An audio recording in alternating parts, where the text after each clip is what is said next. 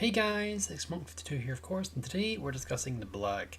I'm not sure what the game I have for you is quite Masterclass. I've been having some okay games with it, not been having like major 3Ks, but it's been pretty decent.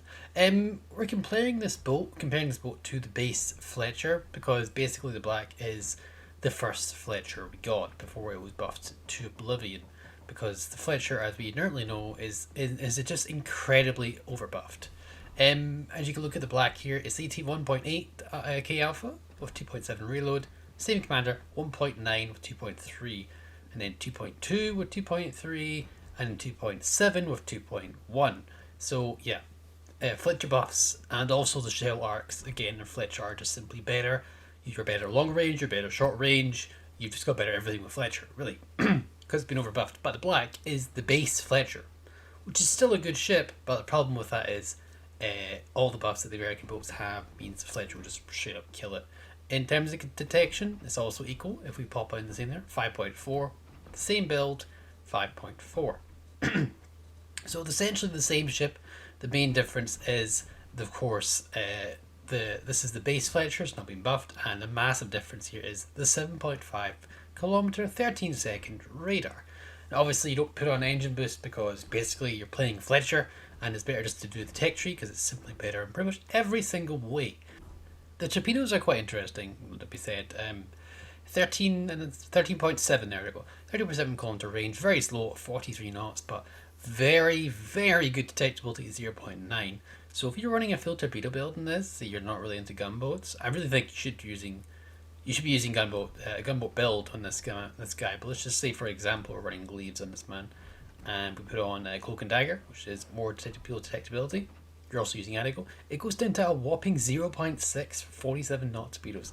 That is very, very good torpedoes, because the detectability is just bonkers. But yeah, I would recommend it. I recommend using the as a gunboat, because that's what radar's for. It's for using your gun as the gun thing. So a gunboat build is really what you want to run.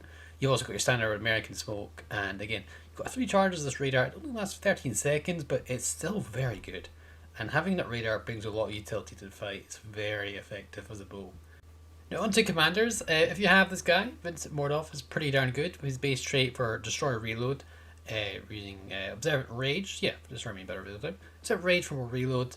Looking out for a bit more detection, stealth, perceptive, or twist and track. You 100% want to use the other one because you're hunting DDs. That is your goal in the black. That is your purpose. That's what defines you. You know, all that, and then a special skill, sheltered arms, which means your torpedo tubes and main guns are less likely to be incapacitated. Unstoppable because it's the best way to go, and Eric Bay and Fiora is quite good because the black is actually slow. Probably one of the buffs that Fletcher had was probably some sort of speed buff down the line. I don't actually know.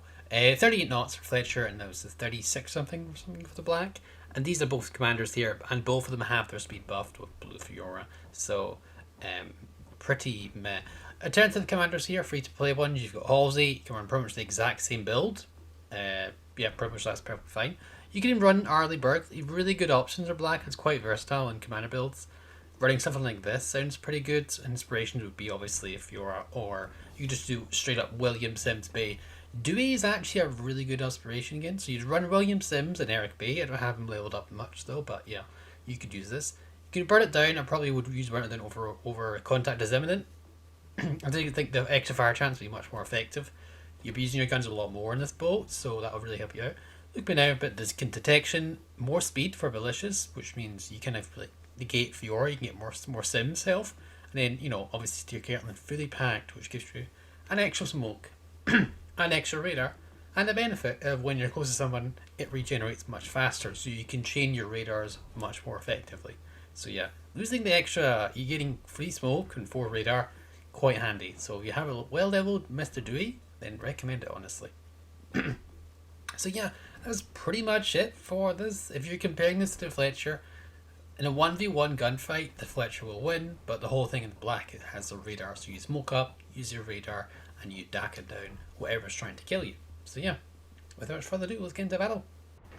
Now, this battle here, I don't move around too much this battle, but you gotta be careful with black because it's a good boat, but it doesn't deal with legendaries that well.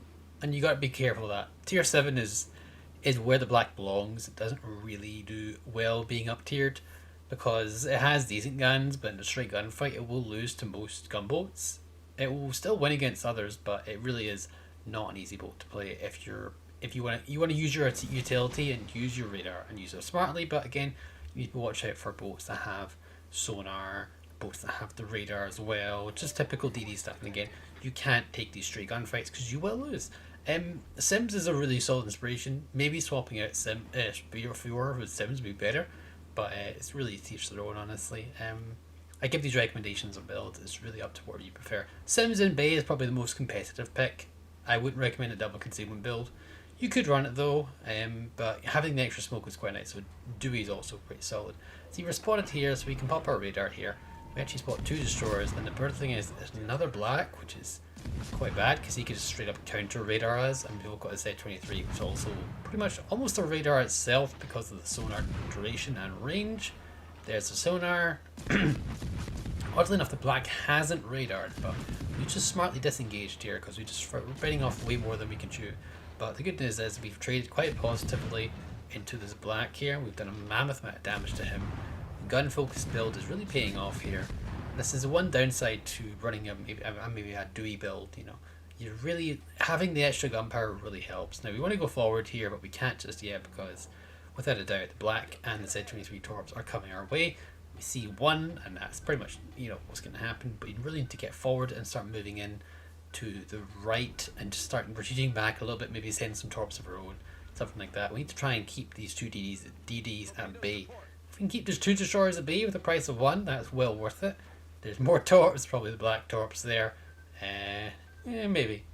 We have to see, but yeah, again, it's board utility with black. It really is really good utility. It works especially well in divisions, I think. The extra radar, you run this with another gunboat, you'll have a field day, honestly. But yeah, you need to be aware that your radar is so forth. It's really really good for the radar. It's really good for the DACA power, of course. But again, it's not going to be a Fletcher because the Fletcher's been just so highly buffed. It's insane. It really is. But we're going to send our torps. Very difficult to spot these torps if you don't have sonar running. It's very difficult. And again, dodging it, yeah, you might have an easier time dodging because they're quite slow. But at the same time, they are quite. You don't see them until much later on. The detectability is quite high, and the detectability is actually better than the torp speed. So that's something to note. Z23, we waited enough time, I think, to the Z23 torp. Sonar might be off cooldown. So yeah, you'll be aware of that because the Z23 sonar doesn't last as long as German sonar. Not the British sonar, it lasts for like 2 minutes straight. So you got to wait some time then try and send them. Obviously, Twisted Track is helping us out a lot here. It does tell us the position of these guys. It looks like they haven't moved too much from the original position that we last saw them in. We really want to try and get into there, but at the same time, we can't outgun a black and the Z23. Obviously, you don't want to pick fair engagements with the DDs, and especially unfair engagements, you don't want to pick those either. But at the same time, if we let these guys take over the middle spawn here, it will cause some pretty bad news bears for our team. And there's a lot of battles. There's 2 battles behind us and the main base, and if they capture that, it's pretty much over. Z23 pushes here, and again, it's a pretty bad decision by the Z23 because there was also Worcester there. That's one of the reasons we also didn't push. There's just too much danger here right now. We'll do our best to support him here, but at the same time, it's just so risky. And the combined fire of a Worcester, yeah, there we go. The Worcester just takes him out. It's so easy to die in legendary hands against if you're in a destroyer, especially boats like the black and so forth. And Worcester's just so overtuned right now. It's kind of insane. Maybe if maybe later down the line, the Worcester will get nerfed a little bit, but again, it's meant to kill TVs anyway, and it will always do a relatively good job at doing that. So you gotta be careful. We're gonna fire some torps here. Maybe and they think the DD threat is dealt with, and they're not really focusing here. Now that's the Wichita, I believe. So there's a lot of radar here, really preventing us from doing too much this game here.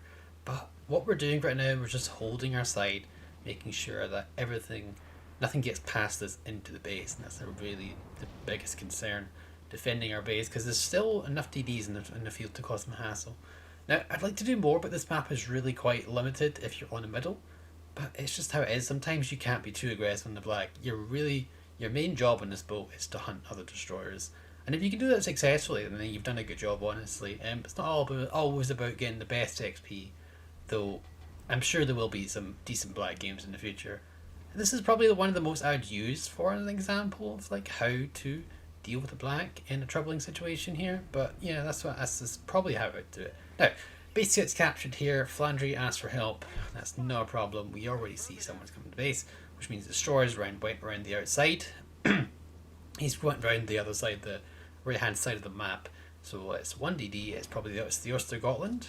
So which means we can just pop up next to him, smoke up, radar, and we'll gun him down. That's the biggest. That's how you do it in the black. That's how we roll. Also, we can maybe send some torps towards the Worcester because we're not going to need them for the Ostergotland. Let's be real here because we've got some pretty sizable guns. We've got our Flandry supporting us. Ostergotland pops out. We don't even need to use our radar just yet, so we'll just pop our smoke here, kick it in reverse, start targeting down. Yeah, we're spotted briefly, but it's okay. Smoke will cover us eventually, and yeah, he's pretty much. Yeah, that's pretty much all. That's all he wrote. That was very quick. So we actually get the finishing kill there, but Flandry helps a good amount. But you back up because we don't get topped ourselves. Worcester is in radar range, so that's pretty dangerous. Might as well just DACA him down while we still can. He's probably going to pop his radar relatively soon. We're going to have to start doing shells, but that's okay. There we go, he pops his radar. Monarch does take him out.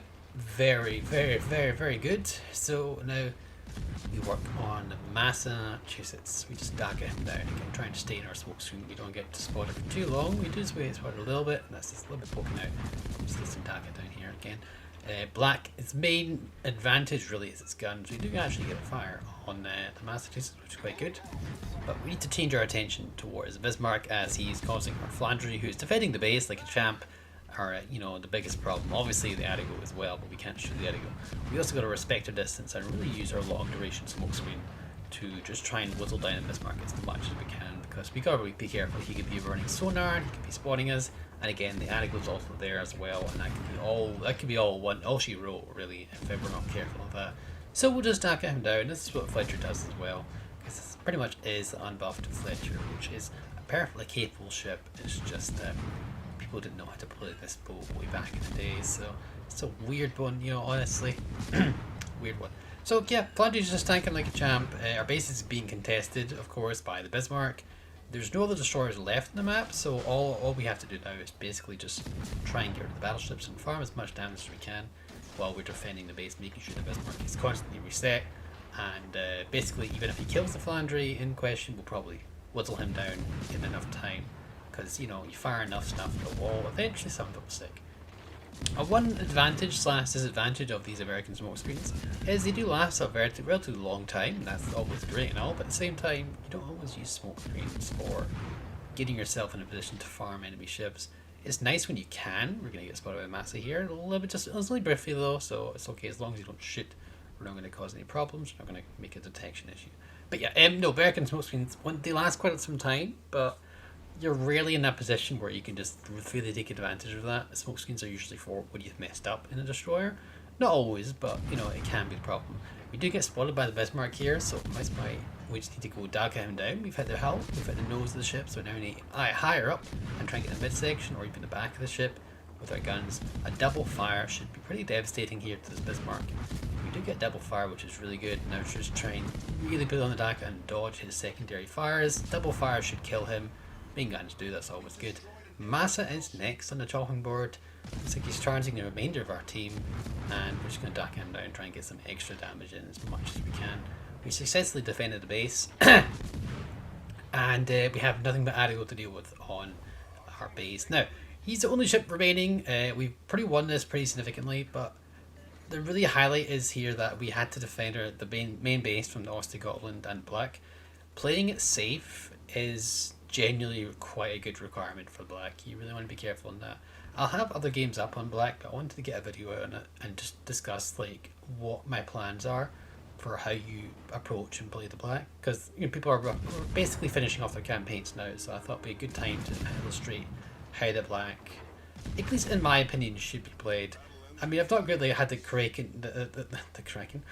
best games in it just yet. I've had decent games in it, but nothing really to write home about. You kill about 3 destroyers and then you're happy, really. That's your goal. You hunt down ADs. I haven't really played too much of it in Division. I probably should. And it's probably where it's going to shine, as I said before. It's just, I feel we do much better with it legendaries than present because there's too many strong gunboats in this game. And Black kind of suffers from that because it just needs a bit more of a helping hand. Maybe a bit more of that radar skill, or maybe just a Dewey build where you get an extra radar, or maybe swapping it to just straight up sim so you just tank more. That would be nice. And maybe even giving it the extra speed boost on top of its radar would be a good option as well. So yeah, pretty subpar game, but honestly, 2.1's okay. Second in the team, we did our mission there, and you know, the 2 blacks came out on top, so that's always good. Let me know how you played black and your comments and thoughts below. Guys, hope you have a wonderful day, and I'll catch you all next time. Bye for now.